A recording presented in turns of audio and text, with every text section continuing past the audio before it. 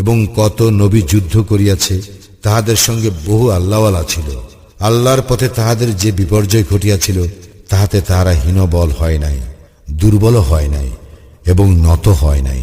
আল্লাহ ধৈর্যশীলদের ভালোবাসেন। এই কথা ব্যতীত তাহাদের আর কোনো কথা ছিল না।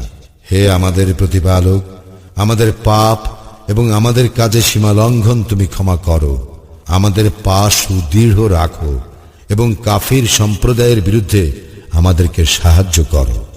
অতঃপর আল্লাহ তাহাদেরকে পার্থিব পুরস্কার এবং উত্তম পারলৌকিক পুরস্কার দান করেন।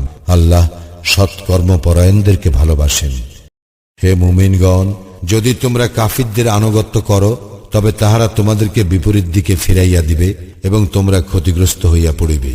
আল্লাহই তো তোমাদের অভিভাবক এবং তিনিই শ্রেষ্ঠ সাহায্যকারী।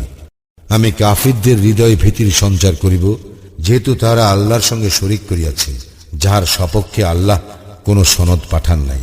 জাহান্নাম তাহাদের আবাস, কত নিকৃষ্ট আবাসস্থল জালিমদের।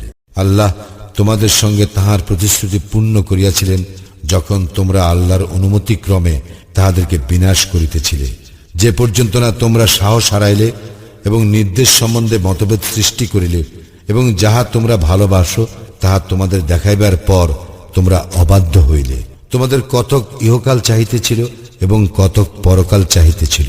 অতঃপর তিনি পরীক্ষা করার জন্য তোমাদেরকে তাহাদের হইতে ফিরাইয়া দিলেন। অবশ্যই তিনি তোমাদেরকে ক্ষমা করিলেন এবং আল্লাহ মুমিনদের প্রতি অনুগ্রহশীল।